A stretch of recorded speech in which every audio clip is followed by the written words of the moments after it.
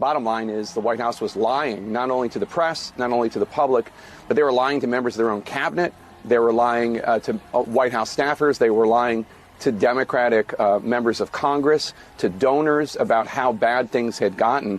And in fact, Alex and I started writing this book after the election of 2024, and we spoke with more than 200 people, most of whom, almost all of whom, were Democrats. And almost all of whom wouldn't be honest with us or wouldn't be candid with us until after the election.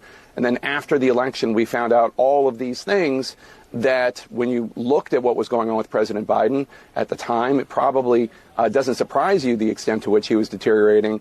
But now we have anecdotes and facts about what was really going on behind the scenes with details that Democrats wouldn't share with us until after Election Day.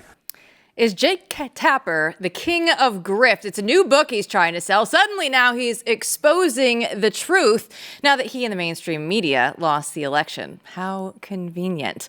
The Biden book war is officially underway, and it's not exactly flattering. So let's bring in senior politics editor Chris Bedford with more, because you wrote about this in your Beltway brief. So Chris, walk us through how we suddenly found that Joe Biden is in rough shape during his presidency when it was very obvious to you and I before.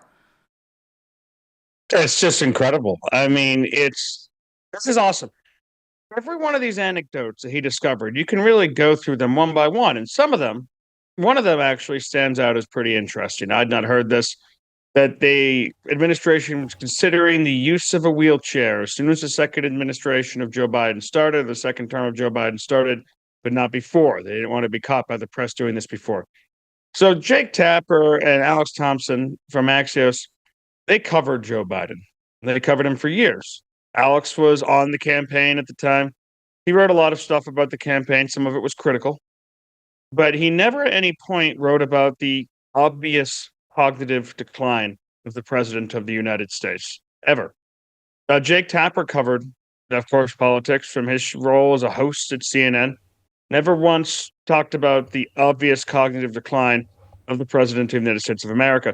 In fact, a few years earlier is a clip that's circulating of him berating Lara Trump, saying, "How dare you suggest this? How do you even look at children who have stutters? How do you think this is going to make them feel when you go after Joe Biden?" I kind of want to use that sometime. If I ever am in some kind of back and forth with Jake Tapper, what are you going to say to children with stutters when you have this criticism? It's just a psychotic thing to say.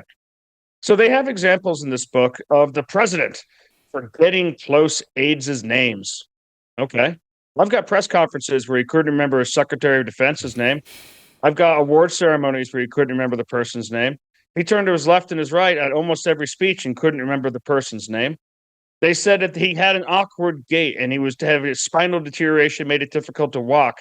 Therefore, aides would surround him, as if we couldn't see past this. It was extremely clear that he did the dead man shuffle when he came out on stage. He took the kiddie stairs at the back of Air Force One after multiple falls. This is not an inside scoop. He was literally talking to dead people sometimes in the room. He was yelling out to people who had passed away at memorials for them. And it wasn't just that, which, fine, you can forgive someone. They've got an extremely busy schedule. They're walking in and they're looking for a friend. It's, oh, you actually at the memorial. The president's schedule is very busy. I get it. He was referencing recent conversations with long dead people. I was talking to this guy when I was in France, talking to Jacques Chirac in France. I don't think, you were, maybe 20 years ago, but you definitely weren't now. And anyone who covered Joe Biden in 2016, 2012, by the time it was 2020 in the campaign trail, if you didn't see an obvious decline, you were lying to yourself. He also had stories about congressmen saying, listen, I'd seen these signs before in relatives who were suffering from Alzheimer's, dementia, or other kind of frailties. It's a reality of life that all of us, if we're fortunate enough, have loved ones who are aging around us and who we have to go through that painful struggle with.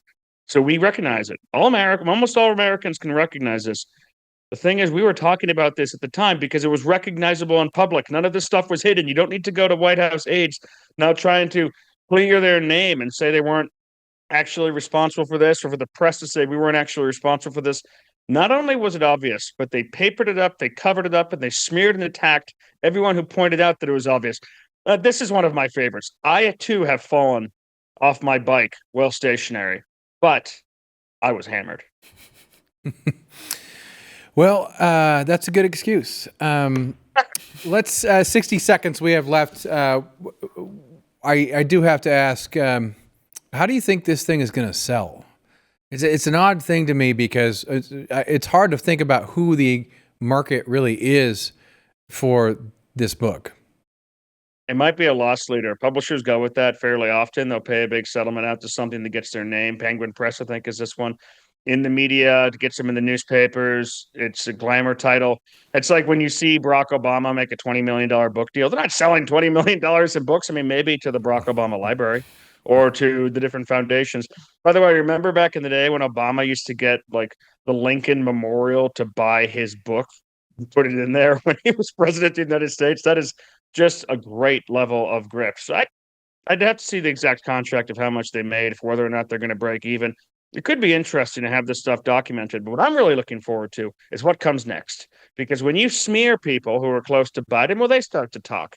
And when they start to talk and they start to smear people, other people start to talk. And you see this pirate ship that's going down. And as opposed to getting in the life rafts, everyone's at each other's throat. It's fairly common when you see a losing campaign on this magnitude. And what comes next is going to be exciting. Yeah, that's when all of the fun starts, and you're going to be right in the middle of it there in Washington, D.C. Bedford, thanks so much.